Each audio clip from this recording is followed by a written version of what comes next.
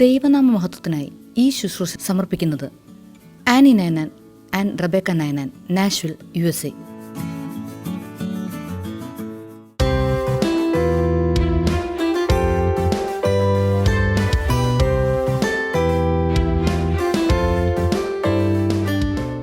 ത്രിയേക ദൈവത്തിൻ്റെ തിരുനാമത്തിന് മഹത്വം ഉണ്ടാകട്ടെ.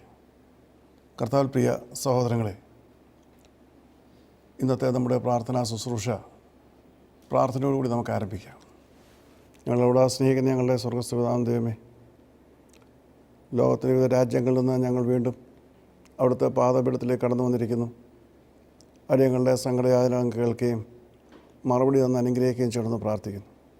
അടിയനെ അവിടുത്തെ കരങ്ങൾ സമർപ്പിക്കുന്നു. അങ്ങ് അങ്ങിലും കൊണ്ട് ഈ ശുശ്രൂഷ വയ്പ്പാൻ സഹായിക്കാൻ അനുഗ്രഹിക്കുകയും ചെയ്യണമെന്ന് പ്രാർത്ഥിക്കുന്നു.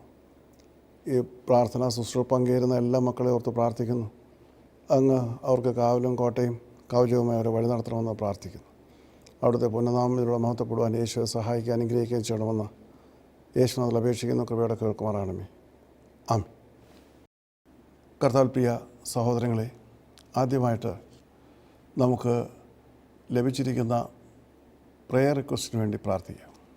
ഒന്നാമതായിട്ട്, ഈ രോഗം ബാധിച്ചവർ നമ്മൾ അനേകർക്ക് വേണ്ടി പ്രാർത്ഥിച്ചുകൊണ്ടിരുന്നു.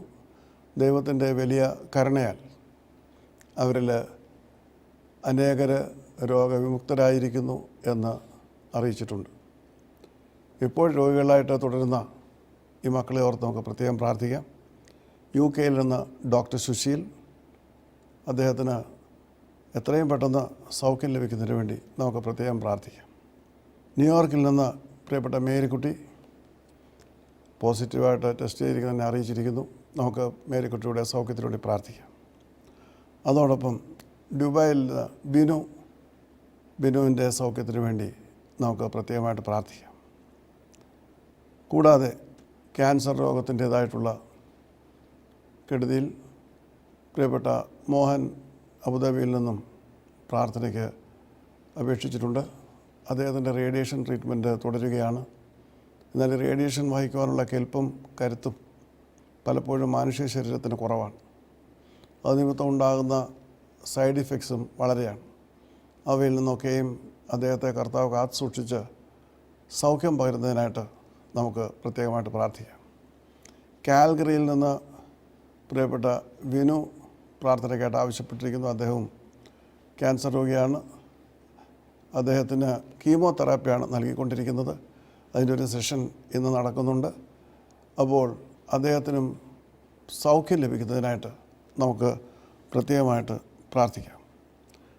സ്നേഹിതയായ ഞങ്ങളുടെ സ്വർഗ്ഗസ്ഥപിതാവാം ദൈവമേ, ഞങ്ങളുടെ പ്രിയപ്പെട്ട സഹോദരങ്ങളെ അവിടുത്തെ കരങ്ങൾ സമർപ്പിക്കുന്നു. COVID-19 കെടുതി മൂലം ലോകത്തിൻ്റെ നാനാ രാജ്യങ്ങളിൽ ലക്ഷോപലക്ഷങ്ങൾ കർത്താവെ കഷ്ടതയും വേദനയും അനുഭവിക്കുന്ന അവസ്ഥ നീ ഓർക്കണമെന്ന് പ്രാർത്ഥിക്കുന്നു. അവർക്ക് നീ സൗഖ്യവും സമാധാനവും നൽകണമേ. നിൻ്റെ സൗഖ്യത്തിന് വേണ്ടി കർത്താവെ അവർ നോക്കുമ്പോൾ നീ അവർക്ക് സമാധാനവും നീ അവർക്ക് സൗഖ്യവും പകർന്നു നൽകണമെന്ന് അവിടുത്തെ സ്നേഹത്തോട് ഞങ്ങൾ പ്രത്യേകമായിട്ട് പ്രാർത്ഥിക്കുന്നു. പ്രത്യേകിച്ച് കർത്താവെ, ഇന്ന് ഈ രോഗം മൂലം പ്രാർത്ഥനയ്ക്ക് അപേക്ഷിച്ചിരിക്കുന്ന ഈ പ്രിയ മക്കളെ നിൻ്റെ കരങ്ങൾ സമർപ്പിക്കുന്നു. നീ തന്നെ അവർക്ക് ആശ്വാസവും സൗഖ്യവും വിടുതലും നൽകണമെന്ന് അവിടുത്തെ സ്നേഹത്തോട് പ്രാർത്ഥിക്കുന്നു. ഡോക്ടർ സുശീലിനെ ഓർത്ത് പ്രാർത്ഥിക്കുന്ന കർത്താവെ, നീ എന്നെ സൗഖ്യമാക്കണമെന്ന് നിൻ്റെ സ്നേഹത്തോട് പ്രാർത്ഥിക്കുന്നു. മേരിക്കുട്ടിയെ ഓർത്ത് പ്രാർത്ഥിക്കുന്നു.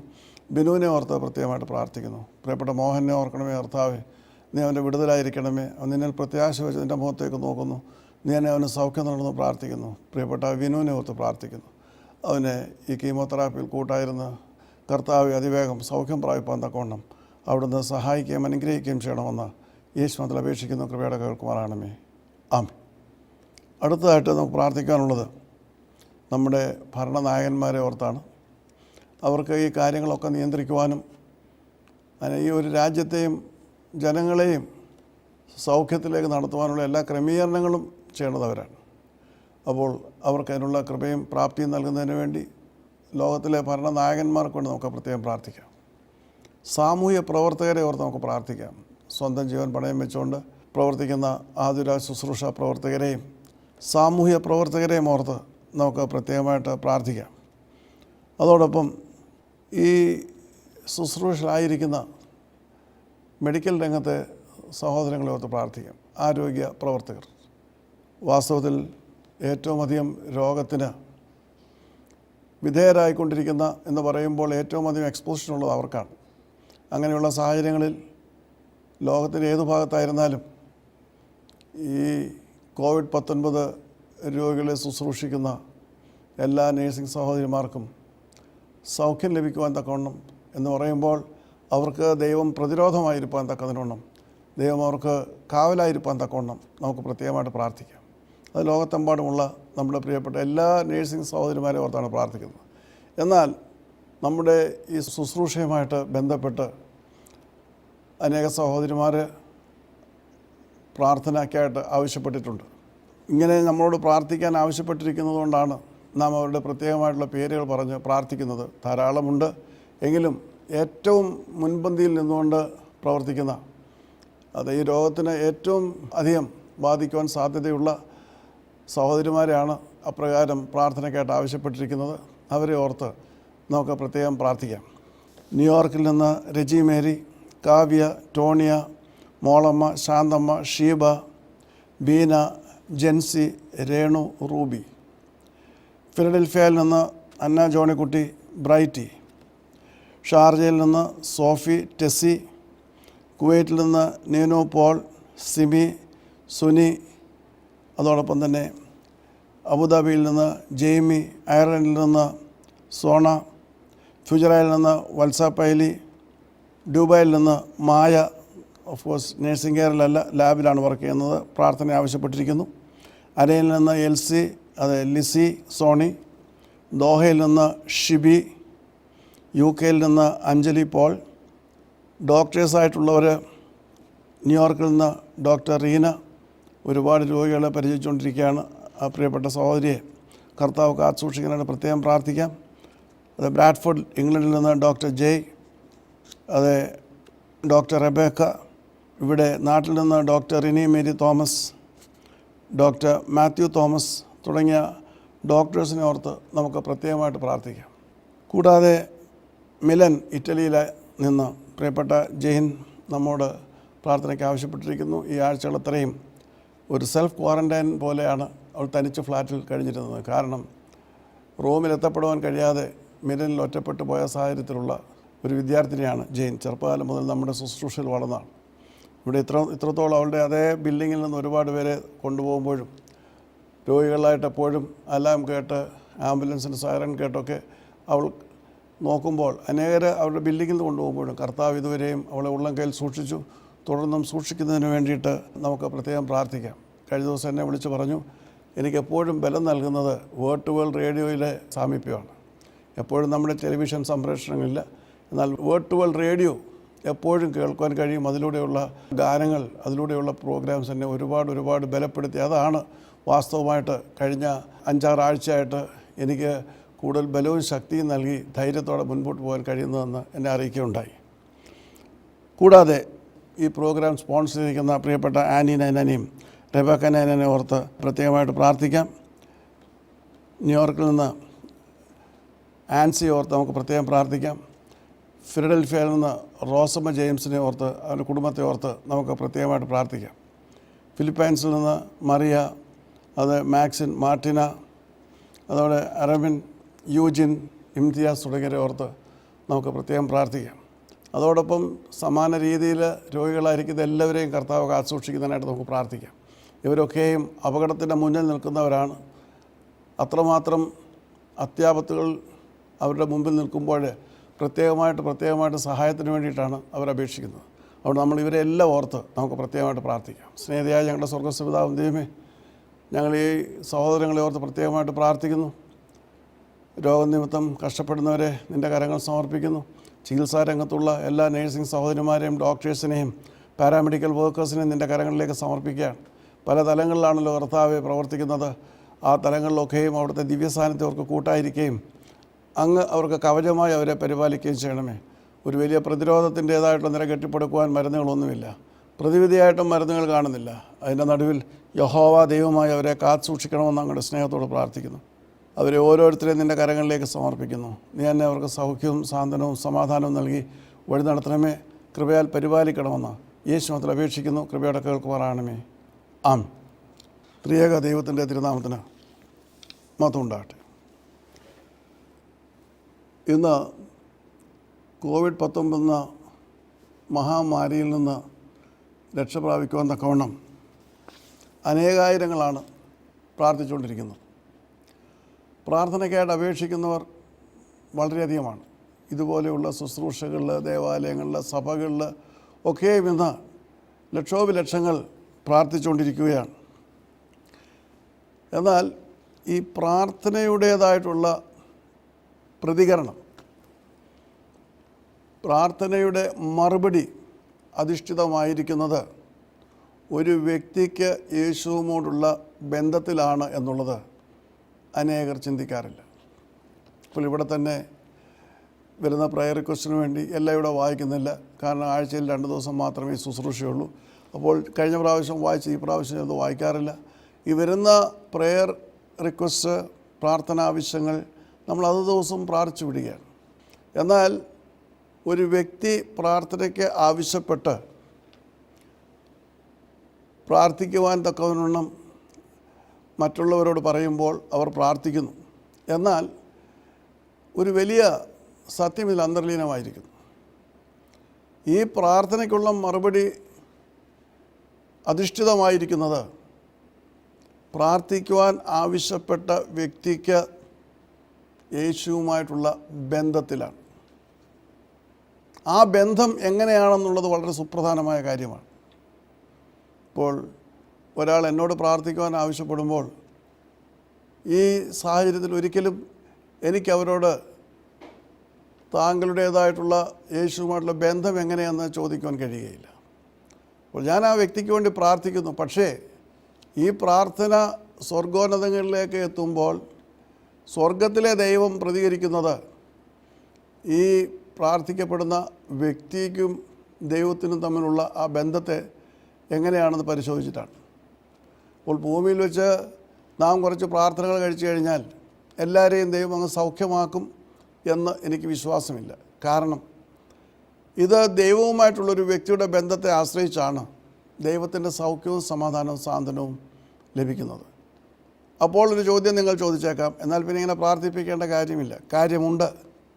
കാരണം ബലഹീനമായ അവസ്ഥകളിൽ ബലപ്പെടുത്തുവാൻ തക്കതിനവണ്ണം, പ്രാർത്ഥനകൾക്ക് ഉള്ള മറുപടി വേഗത്തിലാക്കുവാൻ തക്കതിനവണ്ണം ഈ പ്രാർത്ഥനകൾ കഴിവുണ്ട്. മറ്റുള്ളവർക്ക് വേണ്ടിയിട്ട് ദൈവസന്നിധിയിൽ യാചിക്കുമ്പോൾ ആ നിലവിളിയുടെ പശ്ചാത്തലത്തിൽ ദൈവം പ്രവർത്തിക്കുന്ന സാഹചര്യങ്ങളുണ്ട്. അപ്പോൾ പ്രാർത്ഥനകൾക്കുള്ള മറുപടി പല തലങ്ങളിലാണ്. എന്നാൽ അനേകർ ഇന്ന് പ്രാർത്ഥിപ്പിക്കുവാൻ തക്കവണ്ണം ആഗ്രഹിക്കുന്നവരാണ്. വീണ്ടും വീണ്ടും പറഞ്ഞ് മറക്കല്ലേ, ഓർക്കണമേ, മറക്കാതെ തന്നെ വീണ്ടും പ്രാർത്ഥിക്കണം, എപ്പോഴും പ്രാർത്ഥിക്കണം എന്നൊക്കെ ഏറ്റവും ഡെസ്പറേറ്റായിട്ടുള്ള മോമെൻറ്റ്സിൽ അനേകർ വിളിച്ച് പറയാറുണ്ട്. You see today many seek prayers. They want to be healed as fast as possible. In fact, there are millions who are praying to the Almighty God to save them from this great disaster. Ministries like ours receive thousands of requests. I should say there are not thousands. All over the world, if you look into it, maybe millions and millions of people are seeking prayer support. What people don't realize is that whoever prays for you, the ultimate healing comes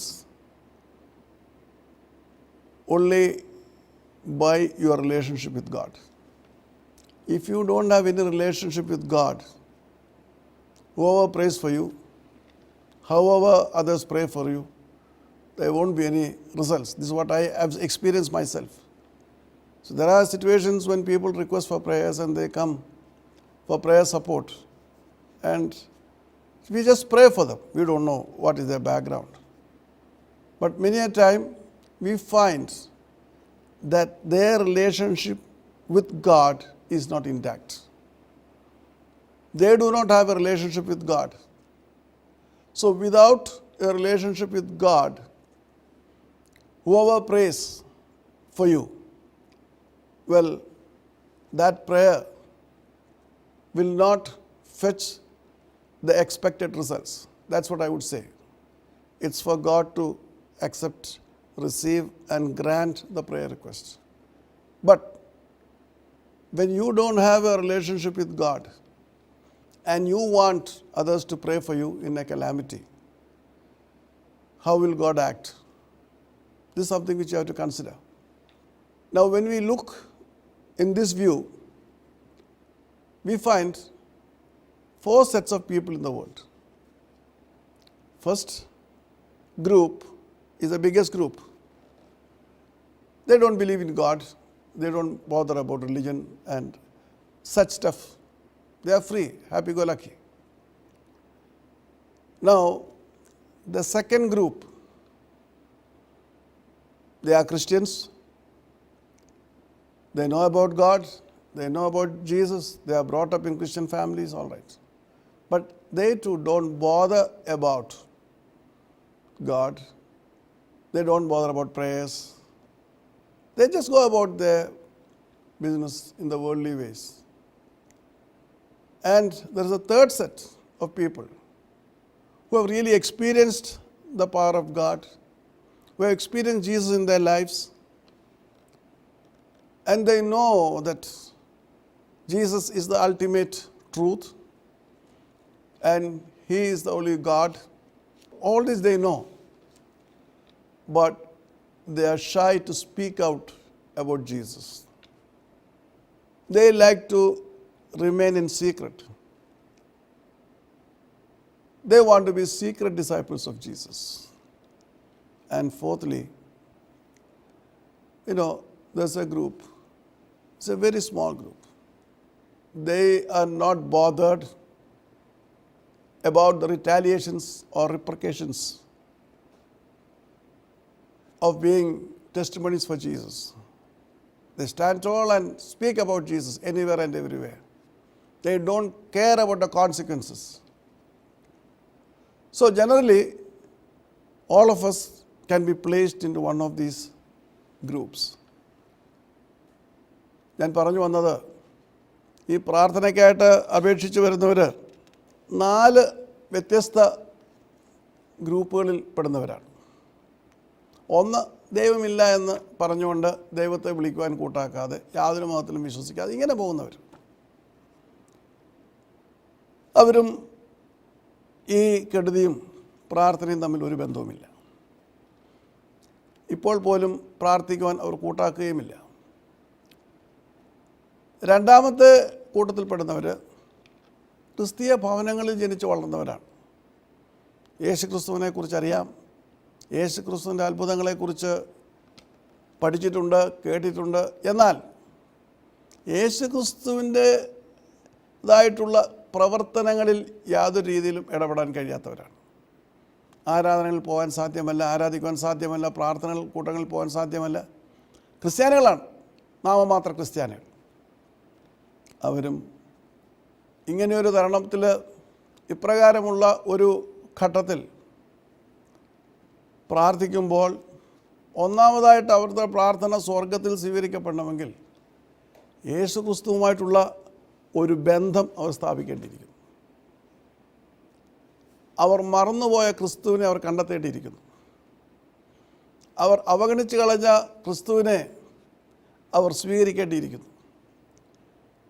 പ്രാർത്ഥന തീർച്ചയായിട്ടും അത്യന്താപേക്ഷിതമാണ്, പ്രാർത്ഥിക്കുന്നത് നല്ലതുമാണ്. പക്ഷേ ക്രിസ്തുവുമായിട്ട് വ്യക്തമായ ഒരു ബന്ധം സ്ഥാപിക്കാതെ ആരെല്ലാം പ്രാർത്ഥിച്ചു എന്ന് പറഞ്ഞാലും അതിന് പ്രസക്തിയില്ല. ഒരുപക്ഷേ ഈ കെടുതിയുടെ നടുക്കാവാം, അല്ലെ രോഗക്കിടക്കയിലാവാം, അല്ലെങ്കിൽ ക്വാറൻറ്റൈനിലാവാം, ഭവനങ്ങളിലാകാം. ഏത് സാഹചര്യങ്ങളിലായാലും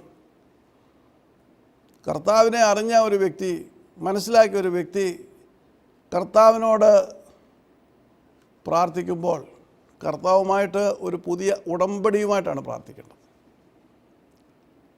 ദൈവം ഇതുവരെ തന്ന ആയുസ്സിൽ കർത്താവിനെക്കുറിച്ച് ചിന്തിക്കുവാനോ കർത്താവിന് വേണ്ടി പ്രവർത്തിക്കുവാനോ ഒന്നും കൂട്ടാക്കാതെ ലോകത്തിൻ്റേതായിട്ടുള്ള മോഹങ്ങളിലും സുഖങ്ങളിലും മുൻപോട്ട് പോയിട്ട് ഇന്ന് നിസ്സഹായത വരുമ്പോൾ കർത്താവിനോട് വിളിച്ചപേക്ഷിച്ചാൽ കർത്താവ് മറുപടി നൽകും, തീർച്ചയാണ്. പക്ഷേ നീ എവിടെ വീണിരിക്കുന്നുവെന്ന് ഓർത്ത് കർത്താവിൻ്റെ സന്നിധിയിൽ സ്വയം സമ്മതിച്ച് കഴിഞ്ഞകാല ജീവിതത്തിൻ്റെ തെറ്റുകളും കുറ്റങ്ങളും ഏറ്റുപറഞ്ഞ് ഒരു പുതിയ സൃഷ്ടിയായിട്ട് മാറണം. അല്ലാതെ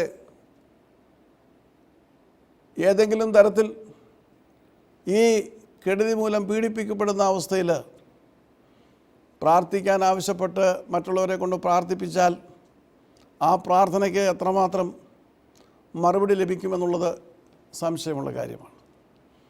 കാരണം ഒരു വ്യക്തിക്ക് ദൈവവുമായിട്ടുള്ള ബന്ധമാണ് പരമപ്രധാനമായ കാര്യം. അതിൽ നിന്നാണ് എല്ലാ അനുഗ്രഹങ്ങളുടെയും ഉറവിടം. അപ്പോൾ ഒരു വലിയ മെജോറിറ്റി, എ ബിഗ് മെജോറിറ്റി യേശുക്രിസ്തുവിനെ അറിഞ്ഞവരാണ്. കാരണം ക്രിസ്ത്യാനികളാണല്ലോ. അപ്പോൾ അങ്ങനെ അറിഞ്ഞ് ക്രിസ്തീയ മൂല്യങ്ങൾ അറിഞ്ഞ് യേശുവിനെ കുറിച്ച് അറിഞ്ഞ് ദൈവത്തിന് വേണ്ടി പ്രവർത്തിക്കുവാനും ദൈവത്തിന് വേണ്ടി ജീവിക്കാനും കടപ്പെട്ടിരിക്കുന്നവരാണ്. പക്ഷേ അവർ നാളിതുവരെ യേശുക്രിസ്തുവിനെ കുറിച്ച് ചിന്തിക്കുവാനോ യേശുക്രിസ്തുവിന് വേണ്ടി ജീവിക്കുവാനോ യേശുക്രിസ്തുവിനെ ആരാധിക്കുവാനോ കൂട്ടാക്കാത്ത അവസ്ഥയിൽ ഇന്ന് പ്രാർത്ഥിക്കപ്പെടുവാൻ തക്കവണ്ണം വരുമ്പോൾ പരമപ്രധാനമായിട്ട് അവർ ചെയ്യേണ്ടത് അവർ യേശുവുമായിട്ടുള്ള ബന്ധം പുനഃസ്ഥാപിക്കുക എന്നുള്ളതാണ്. അത് രണ്ടാമത്തെ കൂട്ടരാണ്. ഇനിയും മൂന്നാമതൊരു കൂട്ടരുണ്ട്. അവർ യേശുക്രിസ്തുവിനെ രുചിച്ചറിയുന്നവരാണ്. യേശുക്രിസ്തു ജീവിതത്തിൻ്റെ അനുഭവമാണ്. യേശുക്രിസ്തുവാണ് ദൈവമെന്ന് ഉറച്ച് വിശ്വസിക്കുന്നവരാണ്. പാപിയാണെന്ന് മുദ്രയടിക്കുവാൻ തക്കതിനുള്ള യാതൊരു പ്രവർത്തികളും അവരുടെ ജീവിതത്തിലില്ല. ദൈവത്തിന് വേണ്ടിയിട്ട് പ്രവർത്തിക്കുവാൻ ആഗ്രഹമുള്ളവരാണ്. പക്ഷേ ഒരു പ്രയാസം മാത്രം, പരസ്യമായിട്ട് യേശുക്രിസ്തുവിൻ്റെ സാക്ഷികളായിട്ട് നിൽക്കുവാൻ അവർ കഴിയുന്നില്ല. എല്ലാം രഹസ്യത്തിലാണ്. അവർ ചെയ്യുന്ന നല്ല പ്രവൃത്തികൾ, അവർക്ക് യേശുവിൻ്റെ അനുഭവങ്ങൾ, യേശു നടന്ന വിധങ്ങൾ, ഇതെല്ലാം രഹസ്യമായി സൂക്ഷിക്കുകയാണ്. അതിനെക്കുറിച്ച് പരസ്യമായി പറയുവാൻ അവർക്ക് വൈമനസ്യമാണ്.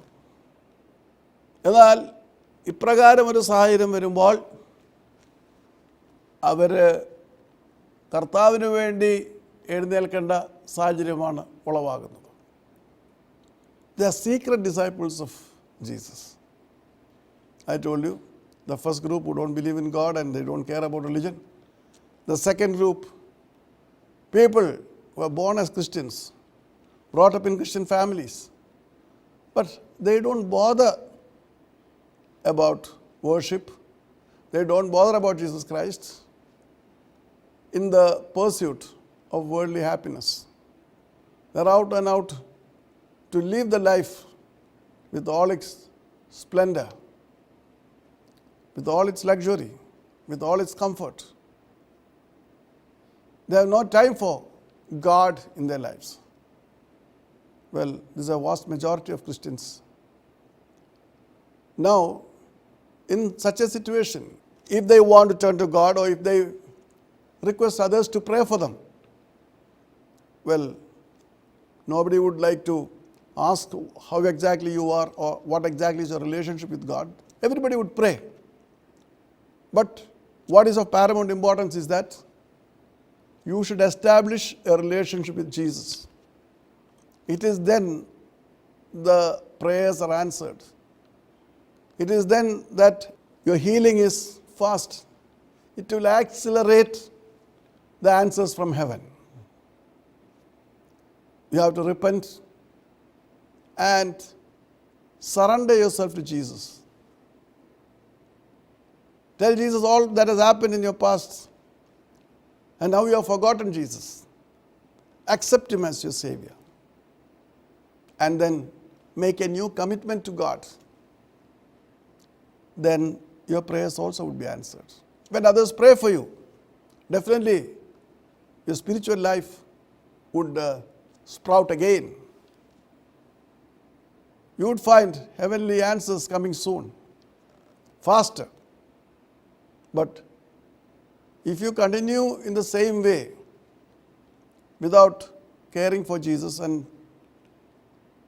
thinking about Jesus, praying to Jesus, and then just to get rid of the situation or to conquer the situation, go on giving prayer requests to so many people who are praying, there will not be any results. Because what God ultimately wants is a reformation in you. Only this reformation can take you to a new life, a new relationship with God. Now, thirdly, we find a small group who really have experienced the power of God. They experience the power of Jesus. They experience the power of the Holy Spirit. But they refuse to speak out for Jesus. They would do every good thing, whatever is possible, they are prepared to do, but not publicly. Publicly, they do not want to be identified as disciples of Jesus. We find such a situation in the life of Jesus.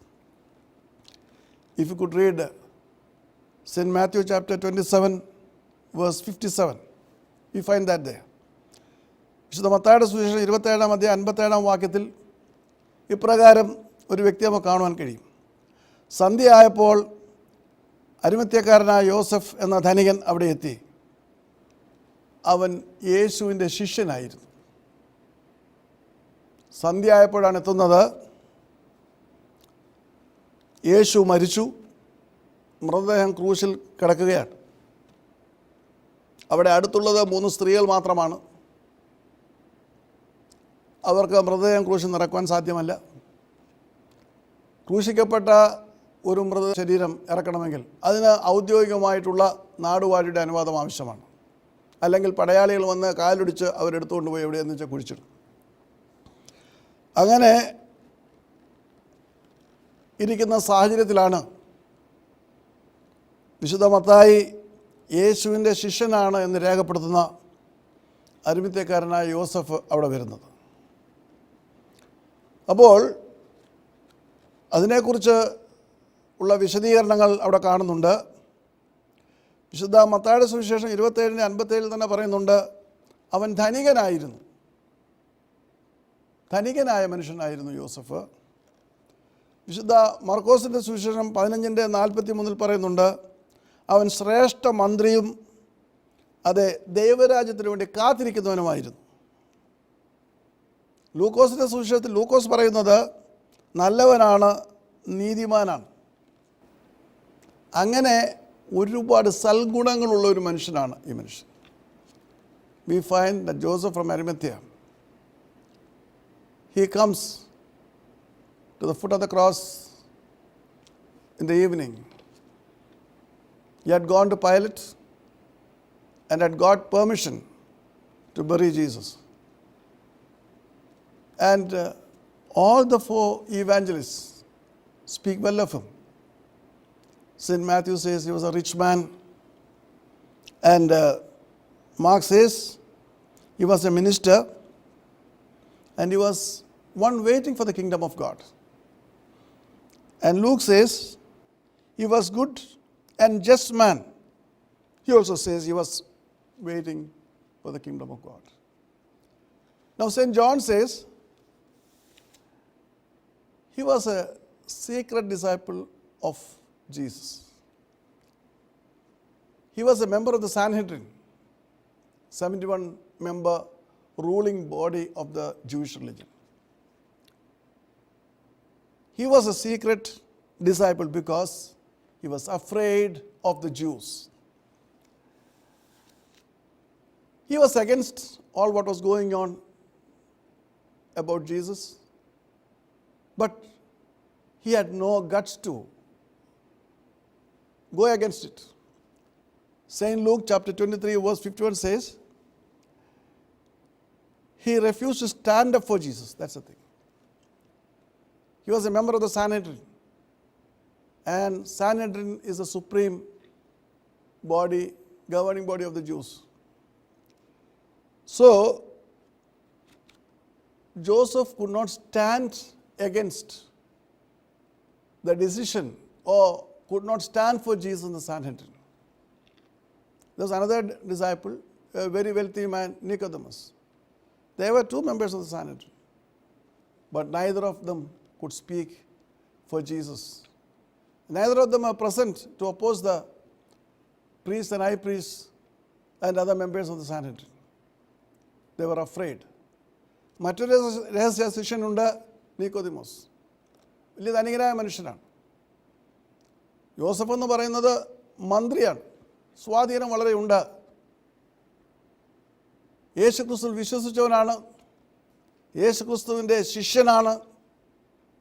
പക്ഷേ യേശുക്രിസ്തുവിൻ്റെ ഈ അവസ്ഥയിൽ സന്നിധി സംഘം അന്യായമായി യേശുവിനെതിരെ ന്യായവിധി പുറപ്പെടുവിക്കുമ്പോൾ അവനെ ക്രൂശിക്കണമെന്ന് ആക്രോശിച്ചുകൊണ്ട് പീലാത്തോസിൻ്റെ അടുത്തിലേക്ക് അയക്കുമ്പോൾ അതിനെ എതിർക്കുവാൻ ഈ മന്ത്രിക്ക് കഴിഞ്ഞില്ല.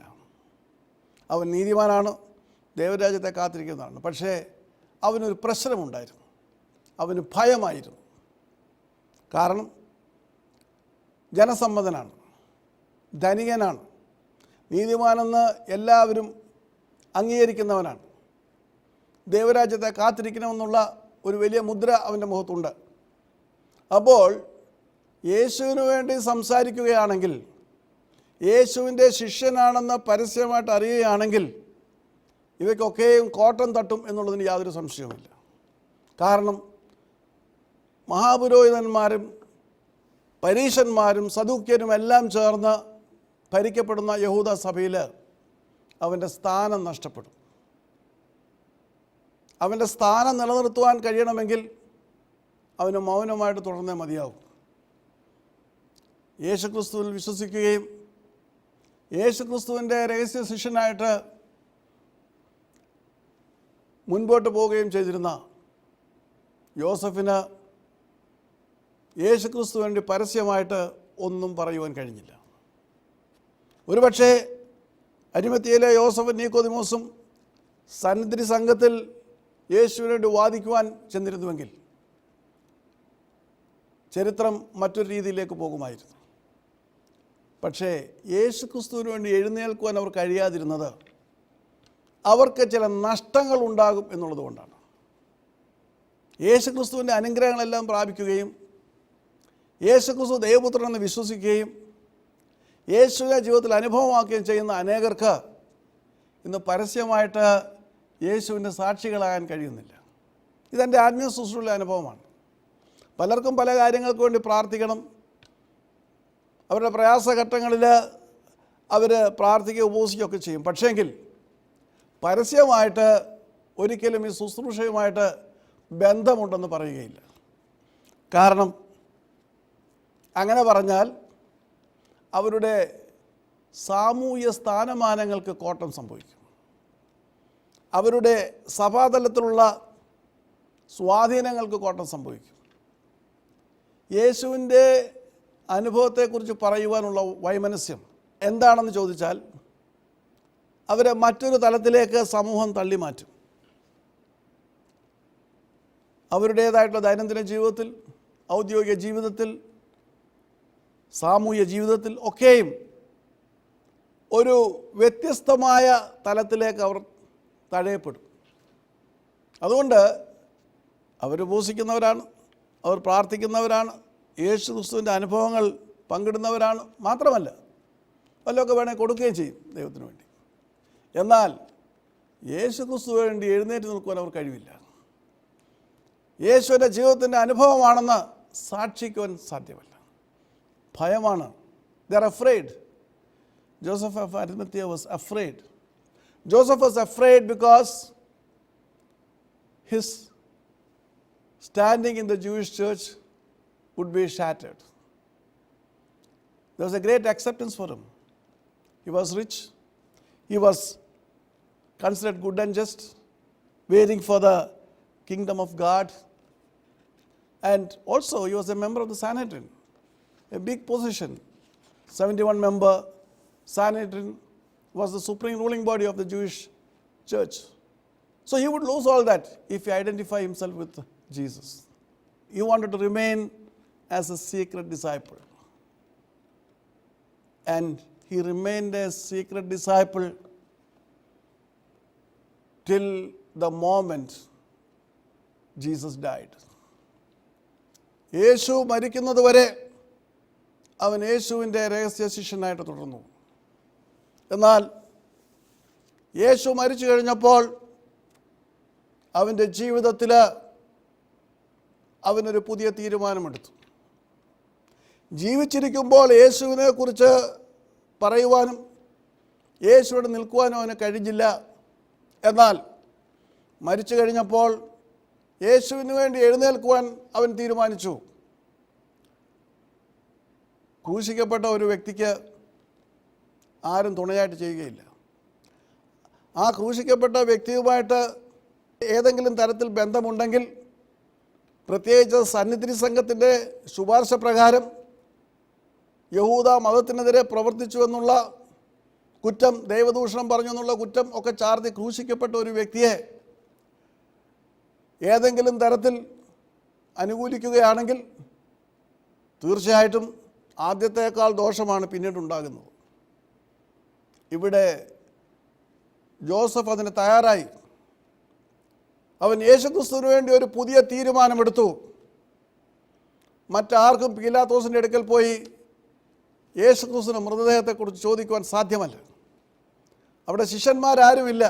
അവരുകളായ 2-3 സ്ത്രീകളാണ് ക്രൂശിൻ്റെ ചുവട്ടിൽ കിടക്കുന്നത്. ആരെടുക്കും, ആരിറക്കും? അവൻ മന്ത്രിയാണ്, സമൂഹത്തിൽ സ്ഥാനമാനങ്ങളുള്ളവനാണ്, യഹൂദ സഭയിലെ തന്നെ പ്രമുഖനാണ്. അവൻ പീലാത്തോസിനെ പോയി കണ്ടു. പീലാത്തോസ് അനുവാദം കൊടുത്തു. കാരണം യഹൂദ സഭയുടേതായിട്ടുള്ള നേതൃനിരയിൽ പ്രശോഭിക്കുന്നവനാണ്, മന്ത്രിയാണ്. യോസഫിൻ്റെ ജീവിതത്തിലൊരു മാറ്റമുണ്ടായി. അവനും നീക്കോദോസും ചേർന്നാണ് യേശുവിൻ്റെ മൃതശരീരം ക്രൂശിൽ നിറക്കുന്നത്. വിശുദ്ധ ലൂക്കോസിൻ്റെ സുവിശേഷം പറയുന്നു, അവൻ കൊണ്ടുവന്ന ശീലയിൽ അത് പൊതിഞ്ഞു. നീക്കോദിമോസ് ഒരു വലിയ സുഗന്ധദ്രവ്യത്തിൻ്റെ കൂട്ട് കൊണ്ടുവന്നു, വലിയ വിലപിടിപ്പുള്ളത്. അതെല്ലാം വെച്ച് പൊതിഞ്ഞു. എന്നിട്ട് തനിക്ക് വേണ്ടി സ്വന്തമായിട്ട് പാറയിൽ വെട്ടിയെടുത്ത ആ കല്ലറയിലേക്കാണ് അവൻ യേശുവിനെ കൊണ്ടുപോകുന്നത്. യേശുവിന് വേണ്ടി ഒരു മന്ത്രിയായിരിക്കെ തന്നെ അവൻ്റെ മരണശേഷം അവനെ അടക്കുവാൻ തക്കതിനോണം ക്രമീകരിച്ചിരുന്ന ആ ഗുഹയിലേക്ക് കൊണ്ടുപോയി യേശുവിനെ അടക്കം ചെയ്യുവാൻ തക്കതിനോണം യോസഫ് തീരുമാനിച്ചു. പീലാത്തോസ് അതിന് അനുവാദം കൊടുത്തു. അങ്ങനെ യേശുവിനെ ക്രൂശിൽ നിന്ന് ഈ 2 പുരുഷന്മാരെ മാത്രമേ ഞാൻ കാണുന്നുള്ളൂ. ചിലരൊക്കെ പറയുന്നു യോഹന്നാൻ സ്ലീഹ ഉണ്ടെന്ന്. പക്ഷേ യോഹന്നാൻ സ്ലീഹയെക്കുറിച്ച് അവിടെ ഈ ഒരു അവസരത്തിൽ ഒന്നും പറയുന്നില്ല. യേശുവിൻ്റെ ശവസംസ്കാര ശുശ്രൂഷയ്ക്ക് 2-3 സ്ത്രീകളും ഈ 2 പുരുഷന്മാരും മാത്രമേ ഉള്ളൂ. ഇവർ യേശുവിൻ്റെ ശരീരം താങ്ങിയെടുത്തുകൊണ്ട് ജീവിച്ചിരുന്നപ്പോൾ യേശുവിനെ താങ്ങുവാൻ അവന് കഴിഞ്ഞില്ല. എന്നാൽ മരിച്ച ശേഷം അവൻ്റെ ഒരു പുതിയ തീരുമാനം. ആരെന്ത് പറഞ്ഞോളട്ടെ, അവനറിയാം ഇതെല്ലാം നഷ്ടമായി. യേശു ജീവിച്ചിരുന്നപ്പോൾ അവൻ നഷ്ടമാകുന്ന ഭയപ്പെട്ടതിനേക്കാൾ ഇരട്ടിയായിട്ടുള്ള നഷ്ടമായി ഇനി വരാൻ പോകുന്നത്. കാരണം യഹൂദ സഭ മുൻകൈ എടുത്ത് ക്രൂശിച്ച ഒരു മനുഷ്യനെ സ്വന്തം കൈകൊണ്ടെടുത്ത് അടക്കുന്ന സ്വന്തം കല്ലറയിൽ, അതും ഏറ്റവും വിശിഷ്ടമായ കല്ലറയാണ്, ഒരു മന്ത്രിയുടെ കല്ലറ, അവിടെ കൊണ്ട് അടക്കം ചെയ്യുക എന്ന് പറയുന്നത് യഹൂദ സഭയുടെ മുഴുവനായ വൈരാഗ്യവും വിളിച്ചു വരുത്തും. പക്ഷെ അവനെ അനുഭവിച്ചില്ല. അവനൊരു മാറ്റമുണ്ടായി. ആ വലിയ പ്രതിസന്ധിയുടെ നടുവിൽ അവനൊരു മാറ്റമുണ്ടായി.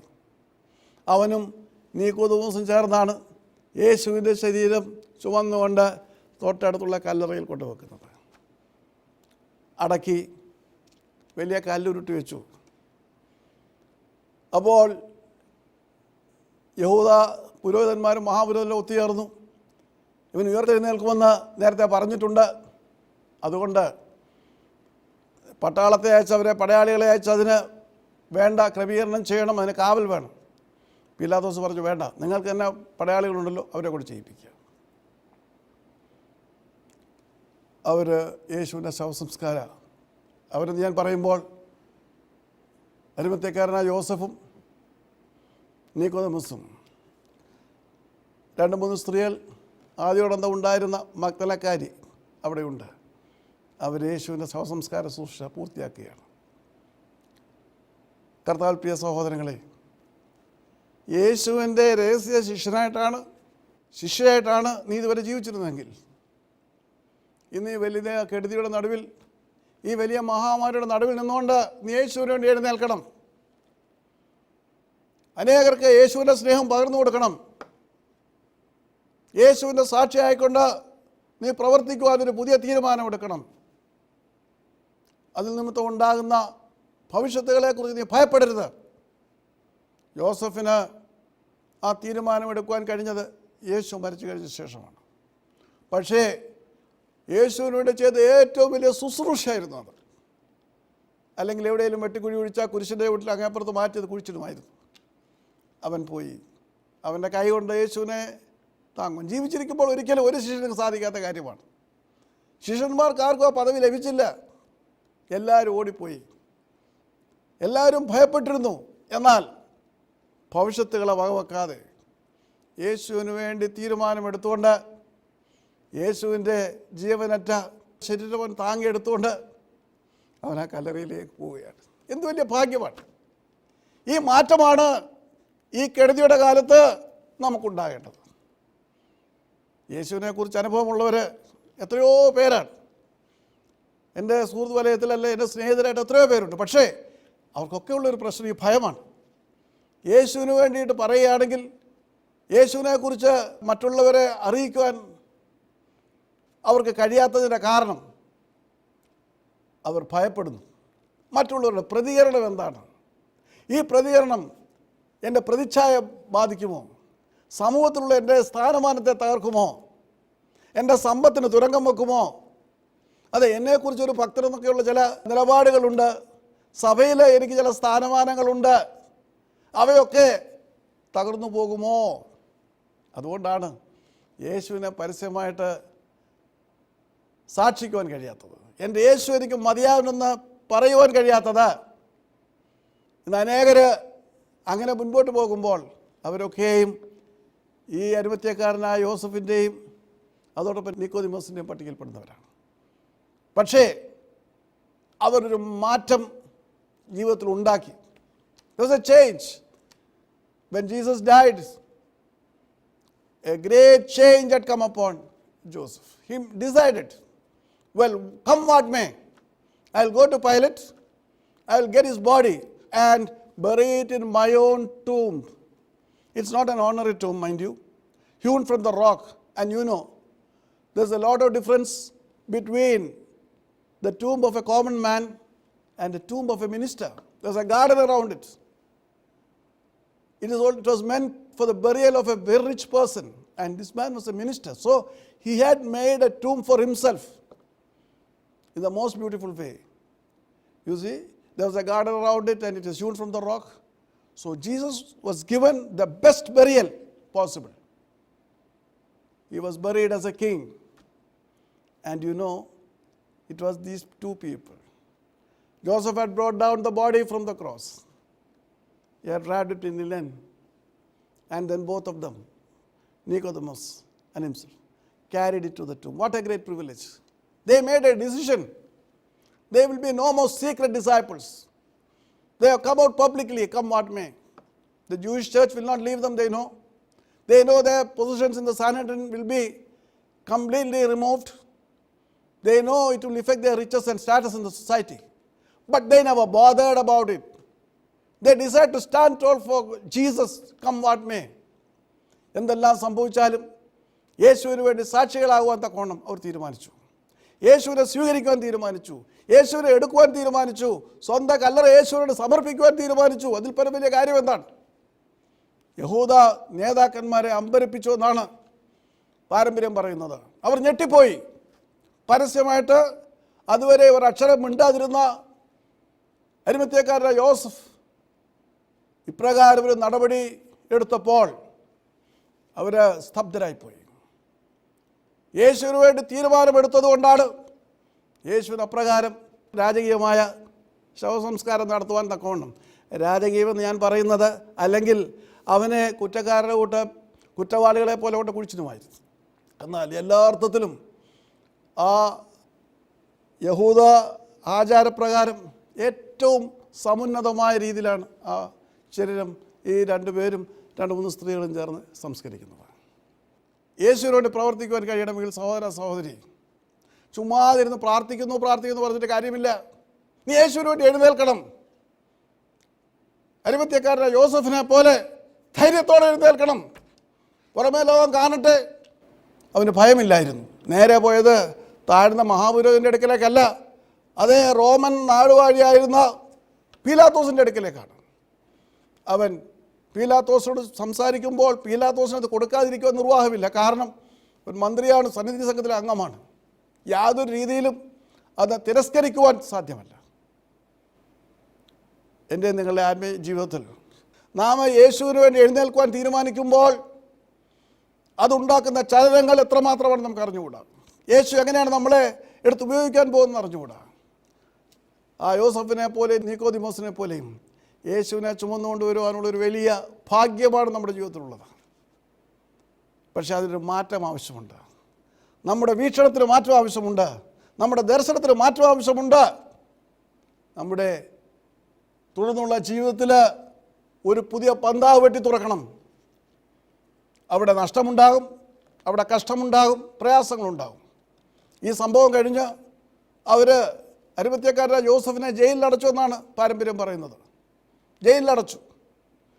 പക്ഷേ അധികം നാൾ കഴിയുന്നതിന് മുൻപ് അവനെ വിട്ടയച്ചു. അരിമത്യക്കാരനായ യോസഫ് ഫിലിപ്പോസിനോട് കൂടി ഫ്രാൻസിൽ പോയി. എന്നിട്ട് അവർ അവസാനം ഇംഗ്ലണ്ടിൽ ചെന്ന് ഗ്ലാസ്റ്റൺബറി എന്ന് പറയുന്ന സ്ഥലത്ത് അവിടെ ഒരു ദേവാലയം വെച്ചതായും അവിടെ അത്ഭുതങ്ങൾ നടക്കുന്നതായിട്ടൊക്കെയും പറയപ്പെടുന്നുണ്ട്. യേശുവിൻ്റെ വിലാപ്പുറത്ത് നിന്നൊഴുകിയ രക്തവും വെള്ളവും അവന് അത് കൊണ്ടുപോയി അവിടെ ഒരു കിണറ്റിൽ ഒഴിച്ചു. ഇന്നും ആ കിണറ്റിലെ വെള്ളത്തിന് ചുവപ്പ് നിറമാണെന്നാണ് അംഗീകരിക്കപ്പെട്ടിട്ടുള്ളത്. എൻ്റെ നിങ്ങളുടെ ആത്മീയ ജീവിതത്തിൽ ഒരു വലിയ ഇരുട്ടിൻ്റെ അവസ്ഥയിലൂടെ കടന്നു പോവുകയാണ്. യേശുവിൻ്റെ സാക്ഷികളായിട്ട് നാം എഴുന്നേൽക്കുമ്പോഴാണ് യേശു നമുക്ക് വേണ്ടി പ്രവർത്തിക്കുന്നത്. യേശുവിൻ്റെ സമാധാനവും സാന്ത്വനവും സൗഖ്യവും നൽകുവാൻ തക്കതിനൊന്നും നമുക്ക് ലഭിച്ചിരിക്കുന്ന ഒരു വലിയ അവസരമാണിത്. കാരണം എന്ത് ചെയ്യണം, എങ്ങോട്ട് പോകണമെന്നറിയാതെ വേദനിക്കുന്ന ഒരു വലിയ സമൂഹം നമ്മുടെ ചുറ്റുപാടുമുണ്ട്. അവിടെ ജാതിയില്ല, മതമില്ല, ഭാഷയില്ല, ഒന്നുമില്ല. പക്ഷേ യേശുവിൻ്റെ സ്നേഹത്തിന് അവരെ ആകർഷിക്കുവാൻ കഴിയും. യേശുവിനെ അവരെ സൗഖ്യമാക്കുവാൻ കഴിയും. പക്ഷെ അതിന് കഴിയണമെങ്കിൽ നീ യേശുവിന് വേണ്ടി എഴുന്നേൽക്കണം. എഴുന്നേറ്റ് കഴിഞ്ഞ ശേഷമാണ് നിന്നെ യേശു എടുത്ത് ഉപയോഗിക്കുന്നത്.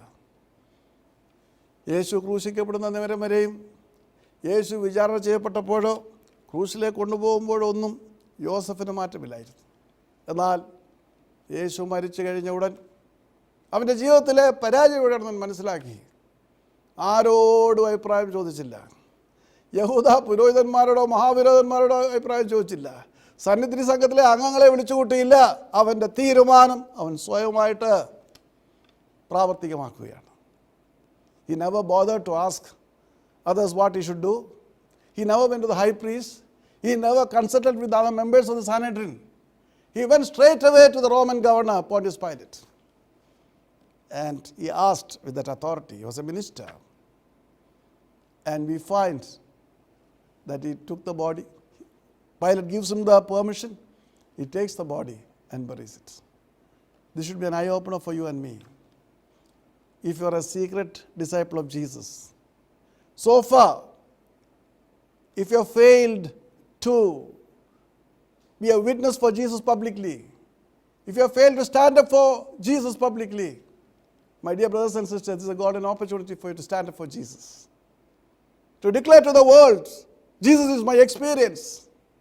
He can heal you, He can save you, He can guide you, He can lead you. യേശു ക്രിസ്തുവിന് നിന്നെ രക്ഷിക്കുവാൻ കഴിയുമെന്ന് പറയുവാൻ കഴിയണം. നീ എഴുന്നേൽക്കണം. യേശു ക്രിസ്തുവിൻ്റെ അനുഭവമായിക്കൊണ്ട് നീ വീട്ടിലിരുന്നാൽ, നിന്നെ മനസ്സിൽ വെച്ചുകൊണ്ടിരുന്നാൽ, അല്ലെ സ്വന്തം ഭാര്യയോട് യേശു എനിക്ക് പല കാര്യങ്ങൾ ചെയ്തെന്ന് പറഞ്ഞാൽ അതുകൊണ്ട് യേശുവിനെ നിനക്ക് സാക്ഷ്യമാക്കുവാൻ കഴിയുകയില്ല.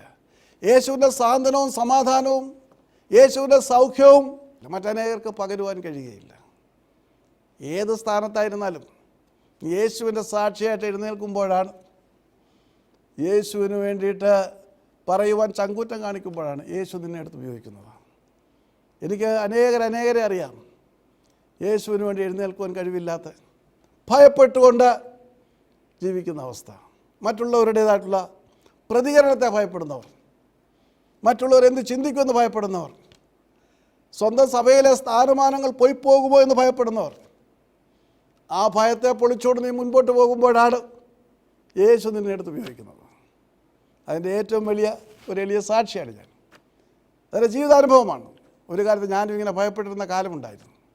എന്നാൽ ആ ഭയപ്പാടിൻ്റെ തോടുകളെ പൊളിച്ചു കളഞ്ഞുകൊണ്ട് യേശുവിൻ്റെ സാക്ഷിയായിട്ട് എഴുന്നേറ്റപ്പോൾ ഒരുപാട് കഷ്ടതകളും യാതനകളും വേദനകളൊക്കെ അനുഭവിക്കേണ്ടി വന്നുവെങ്കിലും അനേകായിരങ്ങൾക്ക് യേശുവിൻ്റെ സൗഖ്യവും സമാധാനവും സ്വാതന്ത്ര്യവും നൽകുവാൻ തക്കവണ്ണം ദൈവം നിമിഷം വരെ എടുത്ത് ഉപയോഗിച്ചുകൊണ്ടിരിക്കുന്നു. നിങ്ങളെ ഉപയോഗിക്കുവാൻ യേശുവിന് താല്പര്യമുണ്ട്. മൂന്നാമത്തെ ഗണത്തിൽപ്പെടുന്നവരാണ്. നാലാമതായിട്ടുള്ളവർ എന്തും യേശുവിന് ചെയ്യുവാൻ തയ്യാറായിട്ട് ലാഭനഷ്ടങ്ങളെ വകവെക്കാതെ, പ്രത്യാഘാതങ്ങളെ വകവെക്കാതെ, പ്രതികരണങ്ങളെ വകവെക്കാതെ, പ്രതിബന്ധങ്ങളെ വകവെക്കാതെ മുന്നോട്ടിറങ്ങുന്നവരാണ്. അങ്ങനെ ഒരു ചെറിയ കൂട്ടരൊന്നും ഈ ലോകത്തിലുണ്ട്. അവർക്ക് ലോകപ്രകാരം സ്ഥാനമാനങ്ങളൊന്നുമില്ല. അതെ, ദൈവത്തിൻ്റെ ജനമാണെന്ന് പറഞ്ഞ് ആരും അവരെ അംഗീകരിക്കാറില്ല, സ്ഥാനമാനങ്ങളൊന്നും കൊടുക്കാറില്ല. പക്ഷേ യേശു അവരുടെ കൂടെ ഇരുന്ന് അവരെ വഴി നടത്തുന്നു. വേർതിരിക്കപ്പെട്ട ഒരു കൂട്ടം എല്ലാ സഭകളിലും ഉണ്ട്, എല്ലായിടത്തും ഉണ്ട്. കാരണം അവർ ഭയം കൂടാതെ യേശു വേണ്ടി പ്രവർത്തിക്കുന്നവരാണ്. നിങ്ങളിതിൽ ഏത് ഗണത്തിൽപ്പെടുന്നുണ്ട്? ഇതുവരെയും ദൈവമില്ല എന്ന് പറഞ്ഞുകൊണ്ട് യാതൊന്നിലും വിശ്വസിക്കാതെ മുൻപോട്ട് പോകുന്ന ജീവിതയാത്രയിൽ നിങ്ങൾ നിസ്സഹായരായിട്ട് കിടക്കുന്നുവെങ്കിൽ ദൈവത്തെ കണ്ടെത്തുക. എല്ലാ രോഗത്തെയും സൗഖ്യമാക്കുന്ന കർത്താവിനെ കണ്ടെത്തുക. ക്രിസ്ത്യാനിയായിട്ട് ജീവിച്ചു, നാമമാത്ര ക്രിസ്ത്യാനി, അതേ ഒരു ക്രിസ്തീയ കുടുംബത്തിൽ ജനിച്ചതുകൊണ്ട് ക്രിസ്ത്യാനിയുടെ പേരുണ്ട്, തോമസ് എന്നും മാത്യു എന്നും പേരുമായിട്ട് നീ മുൻപോട്ട് പോയിട്ട് ഇന്നുവരെയും യേശുവിനെ കുറിച്ച് ചിന്തിക്കുവാൻ നിന്നെ കഴിഞ്ഞിട്ടില്ല എങ്കിൽ, ലോകത്തിൻ്റെ മോഹങ്ങളുടെ പുറകെ നീ ഓടിയിട്ടുണ്ടെങ്കിൽ, യേശുവിനെ പാടെ തിരസ്കരിച്ചിട്ടുണ്ടെങ്കിൽ, ഈ വലിയ വിപത്തിൻ്റെ നടുവിൽ യേശുവിനെ കണ്ടെത്തുക. യേശു നിന്നെ രക്ഷിക്കുവാൻ കഴിയും, ഒരു സംശയം അക്കാര്യത്തിലില്ല.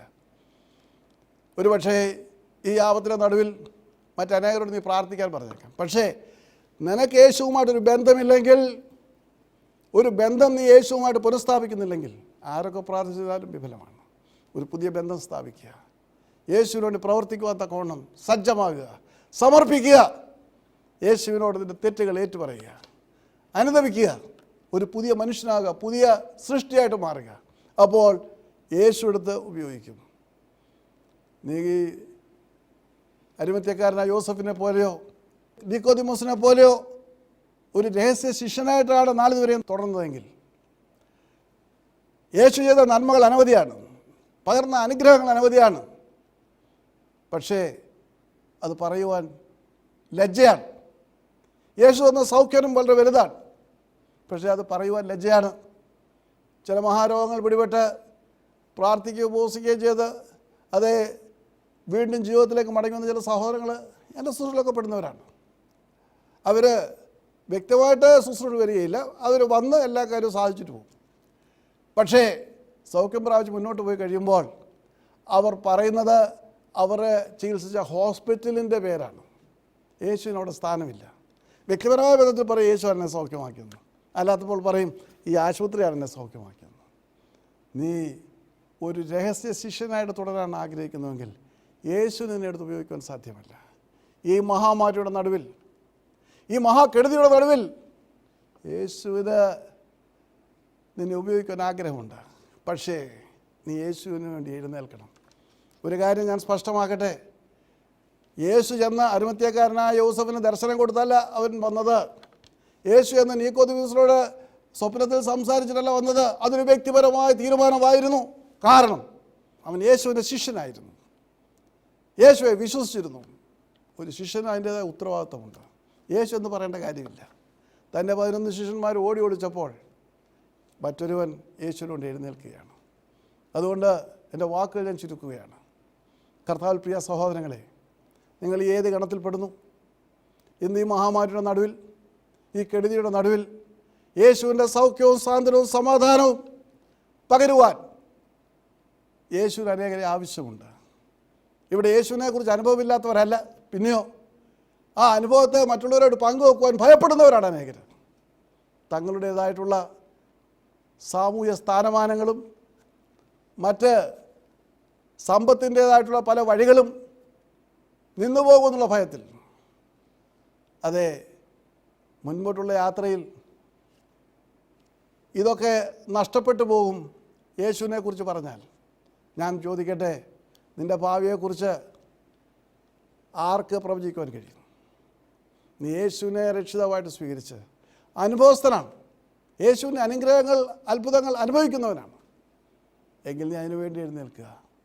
അരിമത്ഥ്യക്കാരനായ യോസഫിനെ പോലെ ഭവിഷ്യത്തുകളെ വകവെക്കാതെ അവനുള്ള സ്ഥാനമാനം ഉപയോഗിച്ചുകൊണ്ട്, അവൻ മന്ത്രിയാണ്, സന്നിധി സംഘത്തിൻ്റെ അംഗമാണ്, ആ സ്ഥാനമാനം ഉപയോഗിച്ചുകൊണ്ടാണ് അവൻ പീലാത്തോസിനെ നേരിട്ട് പോയി കാണുന്നത്.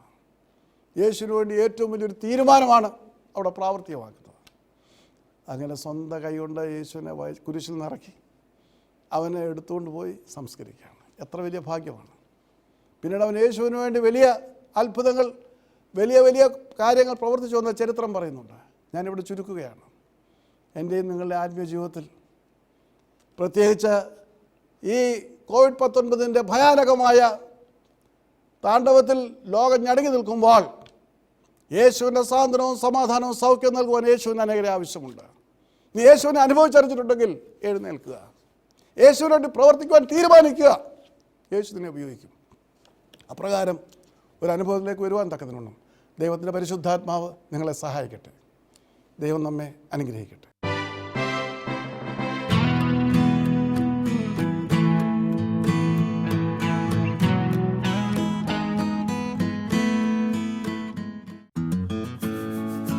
ദൈവനാമ മഹത്വത്തിനായി ഈ ശുശ്രൂഷ സമർപ്പിച്ചത് Annie Ninan and Rebecca Ninan, Nashville, USA.